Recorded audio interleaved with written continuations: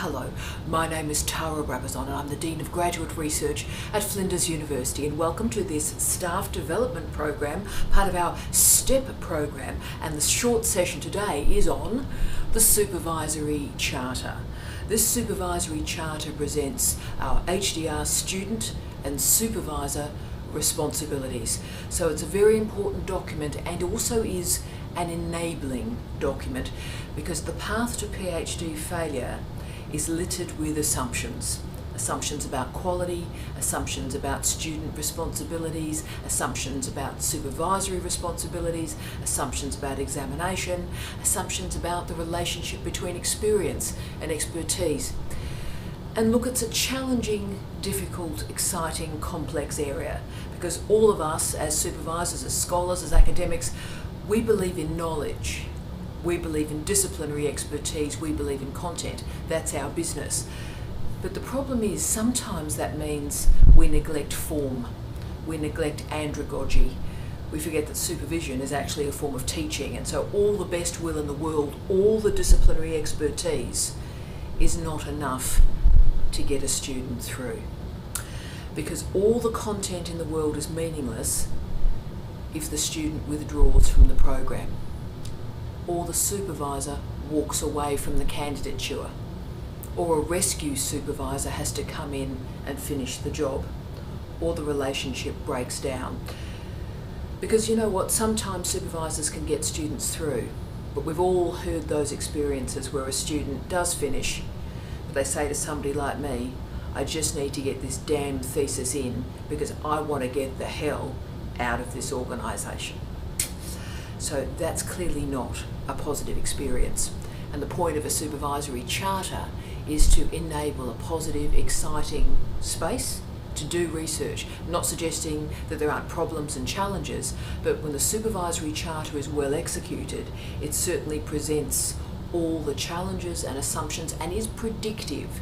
It suggests these may emerge as problems through the candidature, and this is how we may fix them.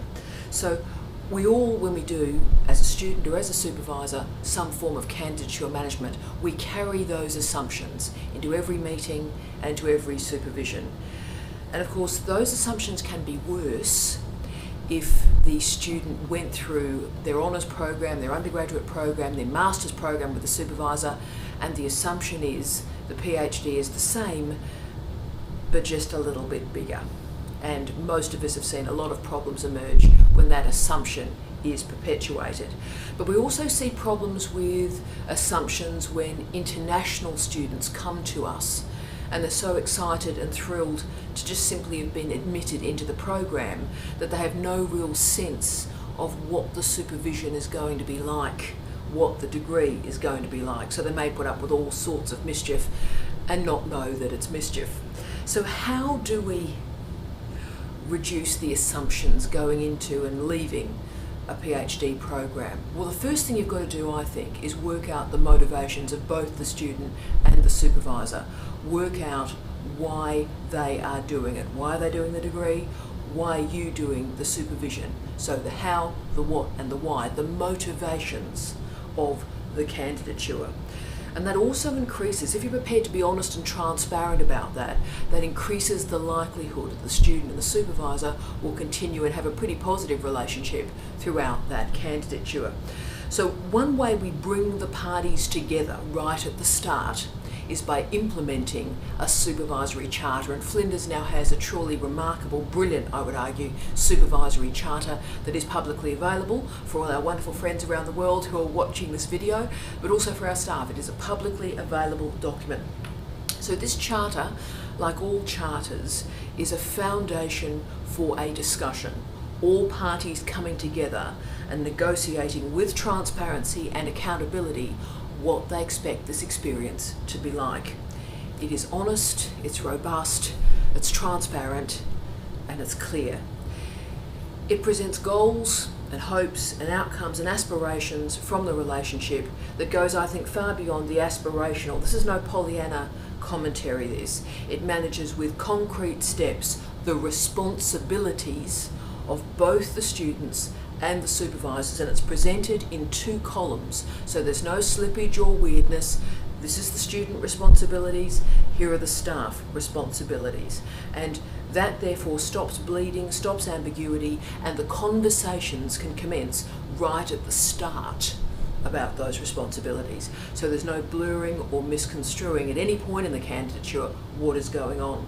So the charter that we've configured at Flinders University follows the life cycle of the student, moving from admissions through the meaty bit of the candidature and right through to examination and post-examination support. The section on the early stages of the candidature in the charter are the longest. That's the longest section because it has to be, because that's the bit that's setting the scene.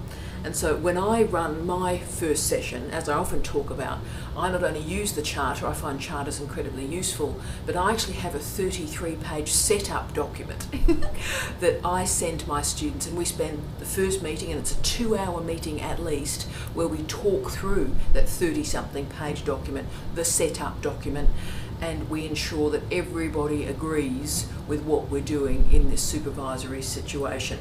So the areas of discussion are often, particularly if you've got more than one supervisor, and these days you sort of have to, so the role of each of the supervisors in configuring the progress of the student, communication between the members of the supervisory team, so when to use email, do you want to use text message, are you happy with mobile phone use, what are the rules, what are the parameters, and doing that right at the start I think is incredibly useful.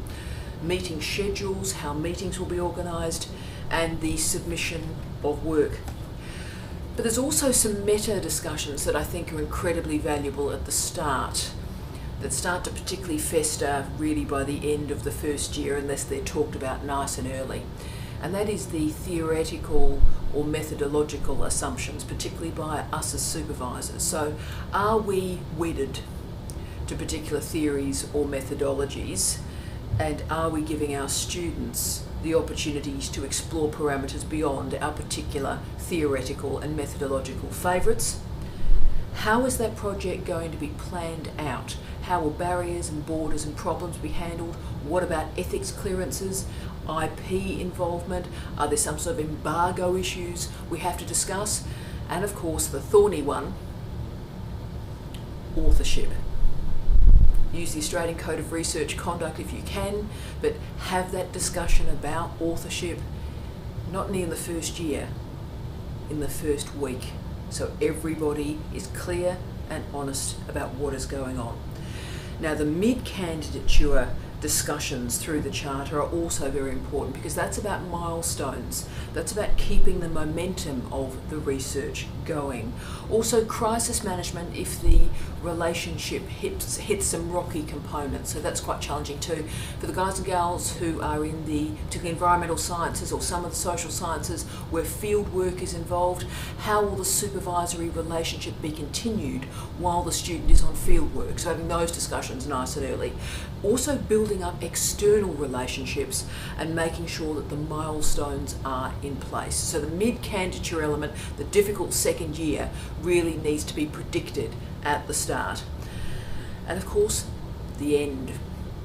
What happens at the end? How will we move students from that first draft through to the final draft, ensuring that all parties know exactly the standard that is required to submit a PhD, and also that there is a clear understanding of the examination system at Flinders University. If there's any queries, we are very happy to see first year students in our Office of Graduate Research to discuss their examination. It is never too early to discuss examination. I discuss examination with my students in the first meeting.